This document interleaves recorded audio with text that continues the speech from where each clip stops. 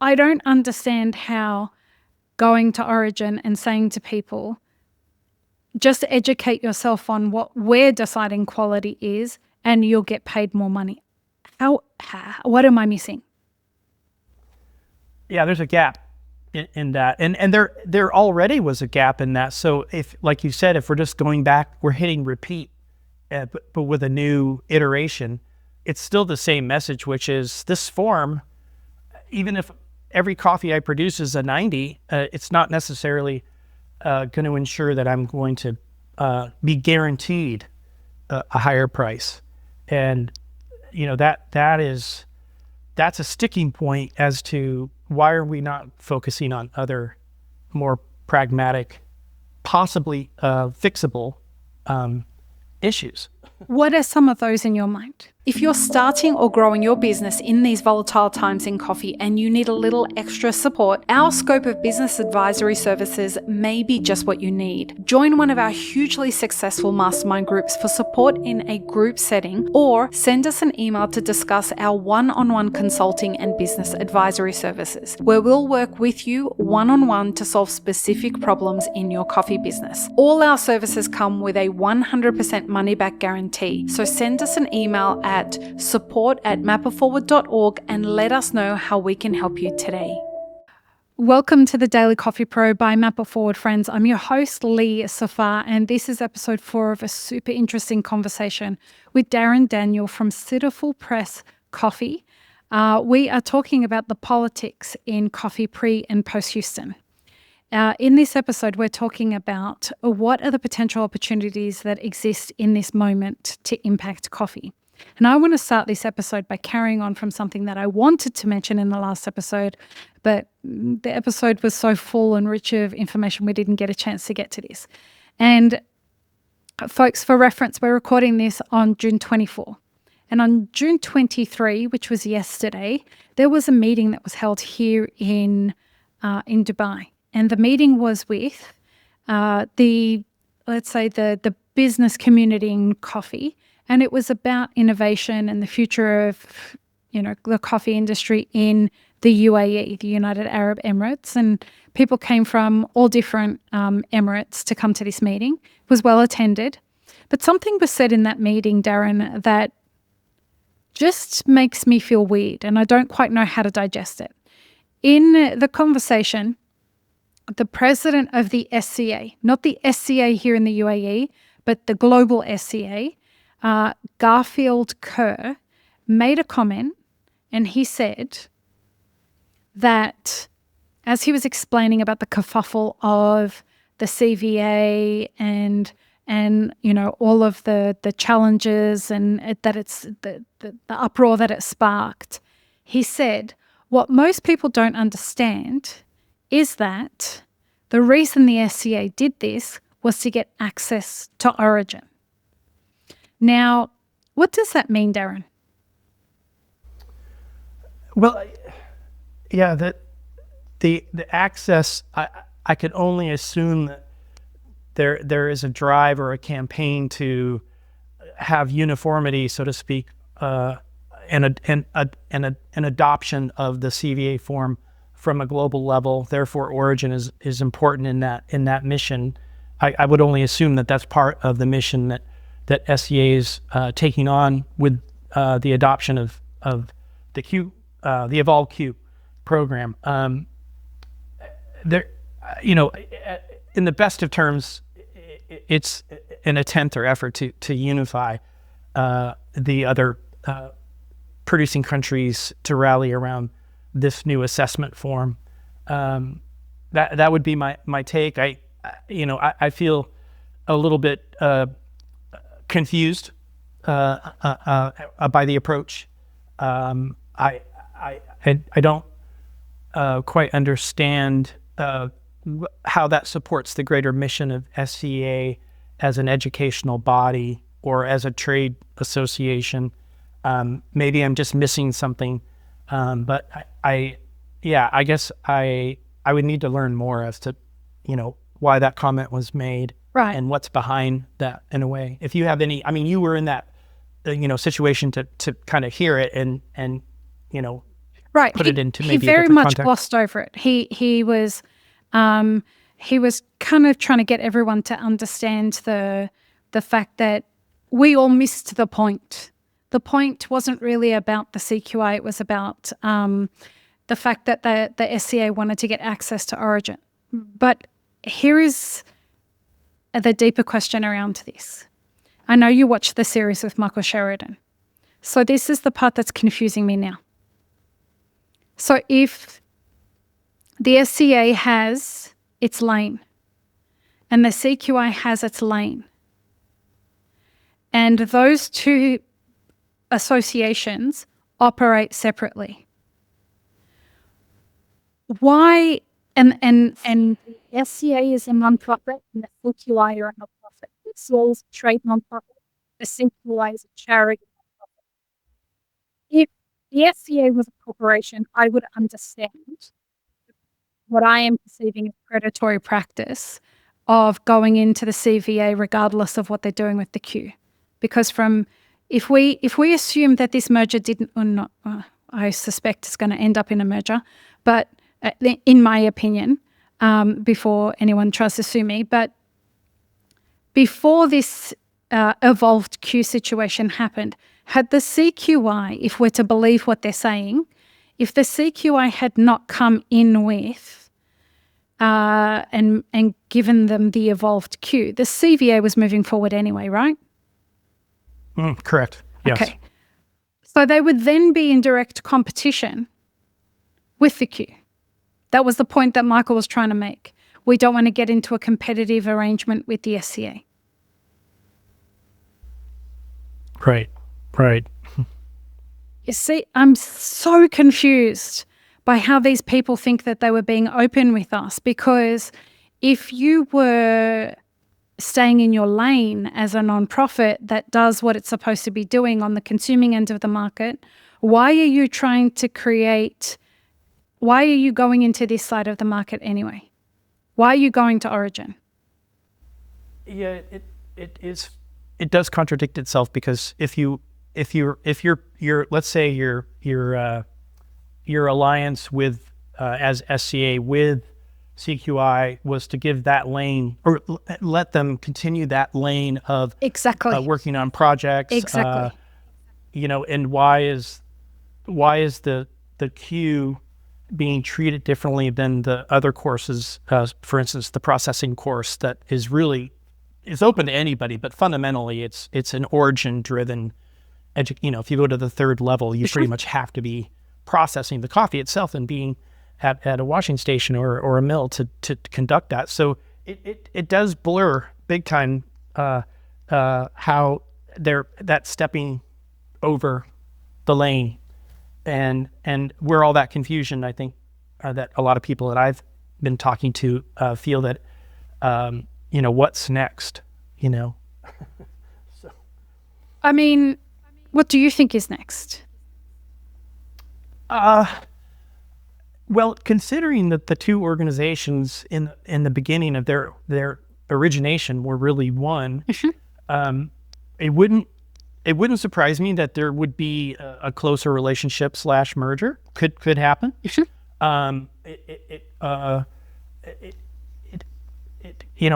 might not happen at all, and CQI just CQI faces out.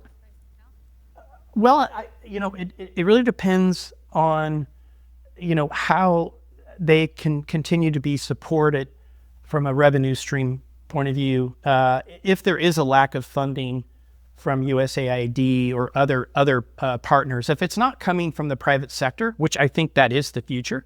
I think the future of these organizations is going to take more of a private credit. Has to have, yeah. And if you look at WCR's model, the whatever 2 cents a pound or whatever it's integrated into the industry to create the research.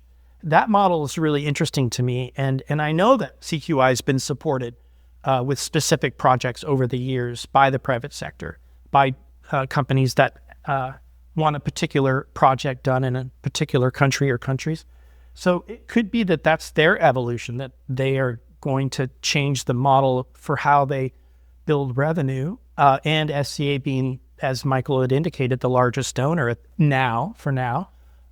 We don't know what that really looks like beyond the licensing agreement, the $250,000 a year. There is a percentage of funds going to support projects.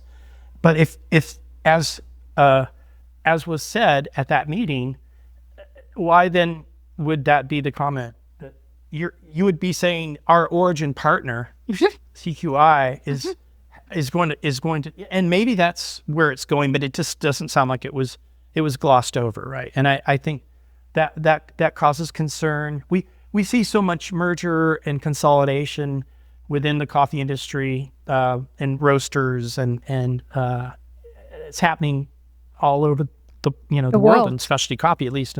Yeah. So therefore, why wouldn't it also come to be true in the NGO / nonprofit sector? So yeah. And the part of all of this that I find really concerning is that, as we've demonstrated through our first 3 episodes of this series, as we talked about the history of how the specialty coffee industry has evolved and the role that NGOs play, and how and nonprofits, the role that they play, and how it really hasn't fixed the problem.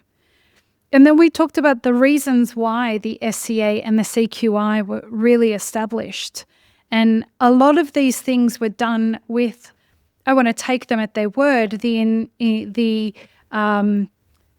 kind of intention of making the industry better, the intention of fixing a lot of these problems. But that hasn't happened, right? And so here we are trying to implement the same kinds of approaches to fix things at a time where we are in the middle of a crisis. And I don't see how what's happening right now could possibly fix everything that's broken on all the many, many layers that it's broken. Or am I missing something? Yeah.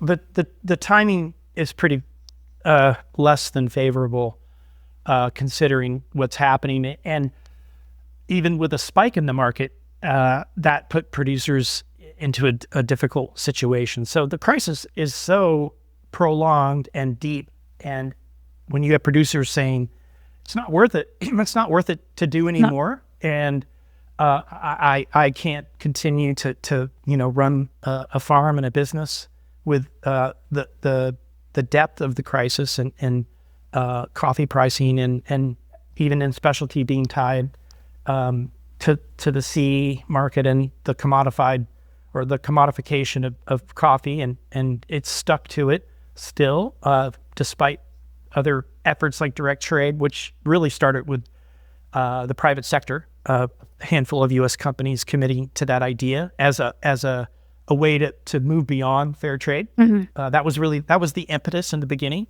was to we'll do our own way of trying to inject money and premiums into the industry, and it's self-serving, 100%.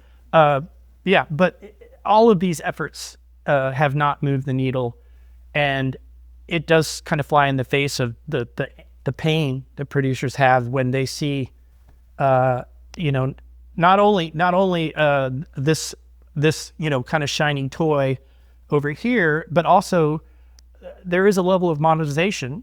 And I've been seeing some prices for courses at Origin. Mm-hmm. I think AFCA just released their pricing for the upcoming CVA class at about $380. Are you serious? Yeah, I think it's $350, $380. Non-member and then members of AFCA get different prices. But I was a little surprised that the price is not. It doesn't match the economy of scale that a Burundian Q grader, and I did hear another model of kind of a subsidy structure, depending on countries. But ultimately, it's up to the associations out there and NGOs out there to charge what they want, or the instructors that would independently charge prices. And that was always a debate with the Q grader classes in other countries and consuming countries too. But so that should be a pain point, I would think. It does make it seem a little bit more transactional. So as somebody who was the executive director of Cup of Excellence, as someone who dedicated a lot of their career to trying to find actual solutions, like I've seen people talk about the role that COA played in their life and how it really did change their life for their family, etc., etc.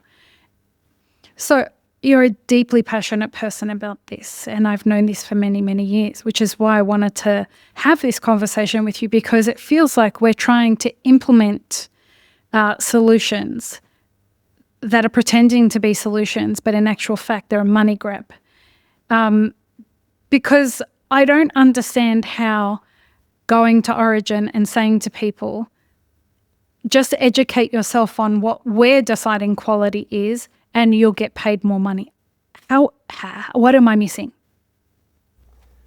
Yeah, there's a gap in that, and there already was a gap in that. So if, like you said, if we're just going back, we're hitting repeat, but with a new iteration, it's still the same message, which is this form. Even if every coffee I produce is a 90, it's not necessarily going to ensure that I'm going to be guaranteed a higher price. And that's a sticking point as to why are we not focusing on other more pragmatic, possibly fixable issues. What are some of those in your mind?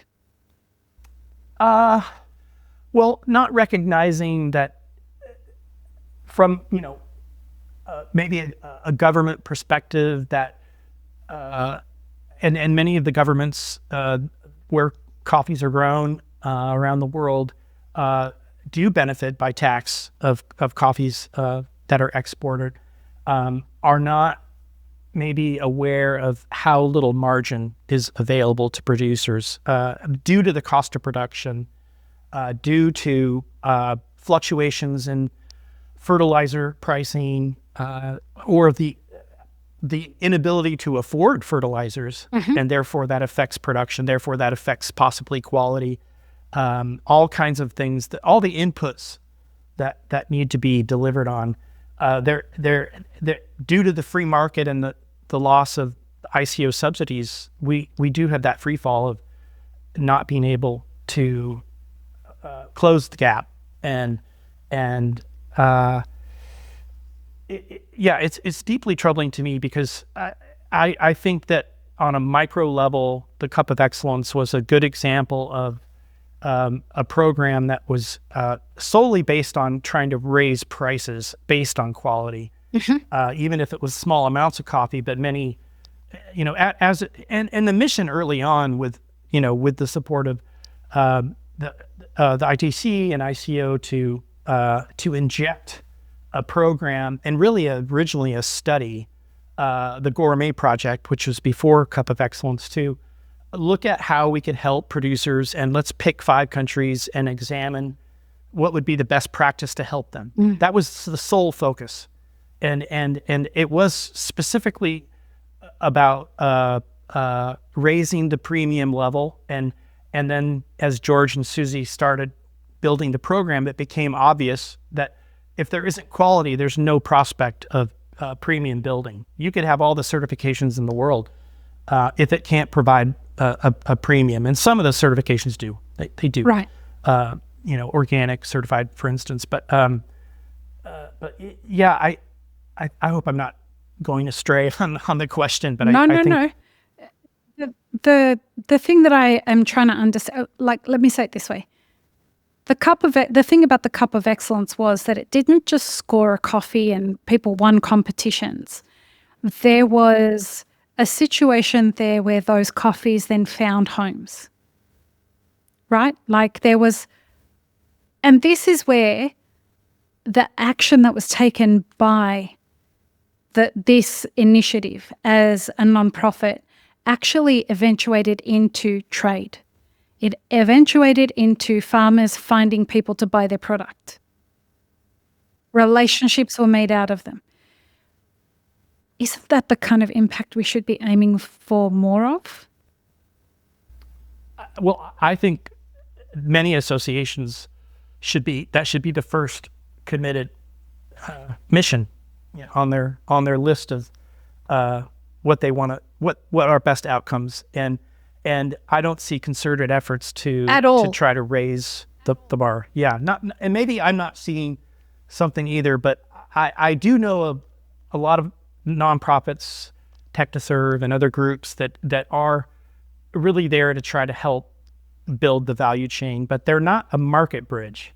Right. They're not, hey, here's a list of buyers, and here's their information, and now you guys can take it from there. And that's the difference. And there's such an opportunity. I've always thought this, that SCA and NCA could come together and build a project specifically trying to do just that, and partner with other international organizations and build that program.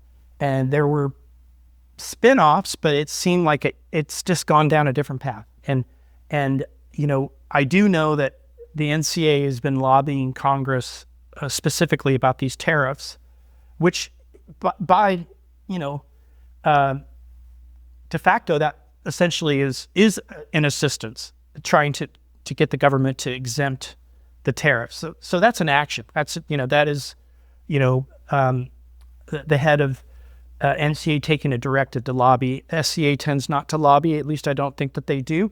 But if they're saying they want to get to origin and be deeper in origin, that it wouldn't really be a big win to focus on the CVA form. It would be a big win to come into a financial campaign, and I'm not talking about a fundraising campaign. I'm talking about building a market, right? That needs, evolving the market, not the queue. The queue. Yeah. They're a trade association. This is the part that so many people are confused about. If you're a trade nonprofit, why aren't you facilitating trade from one end of the supply chain to the other? And they would say, but we do through trade shows. Yeah, but hey, most of the people that are growing the coffee can't afford to come to your trade shows. Nor access online education or virtual education, or or is there a program where you have a very attractive price for more producers to come into the fold? I think a really interesting example was the way that Let's Talk Coffee was structured in the beginning, and I assume still now, which was that David wanted to bring roasters and producers together. That was it. And the idea is that the roasters, the coffee companies, subsidized the travel and the accommodations for the producers. So it's a perfect model. It's like, we want to be closer to you. We're going to put money. We've got skin in the game.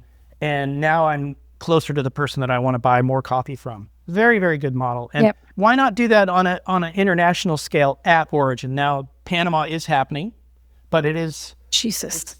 It's a little bit of a, I don't know how to look at that. I would, the World Coffee Producers Forum, I attended when it first started. I think it's defunct now. That was another model that I participated in and said, this is effective.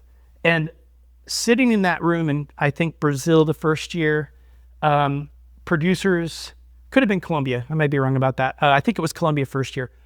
There were very angry producers asking tough questions on stage to actual coffee companies and to certified people that were presenting, and just angry, like, why good reason. Help? Yeah. So you could feel that was pent up, and there were some outcomes there that were good. And there were some breakout groups that were focusing on how could there be a future in coffee if the next generation, the young generation of kids that are going to become coffee producers are not there. And how do we make it? I mean, what's the succession plan? And we all sat around for 2 hours, and everyone was like, well, we have to make it more not romantic, but like more like legacy. You're part of a legacy. And I was like in the room with my 2 cents saying, no, you have to raise prices to make. I mean, you could do all the types of educational programs outreach and gender work, all the things that are great that are going on. But the real elephant in the room is money. It's so obvious that, Yep.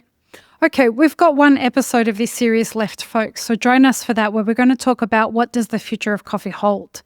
I'm very interested to hear what Darrin's opinions on this are. So peace, love, and peanut butter. Have an amazing rest of your day. This episode is part of a 5-part series produced by Mapper Forward. Check the full playlist and guest details in the show notes, as well as how you can support our work in the coffee industry. Become a premium YouTube subscriber, explore our Patreon and any brands we've partnered with to bring you this podcast. Please don't forget to like, share, and subscribe. It really does help us grow our audience.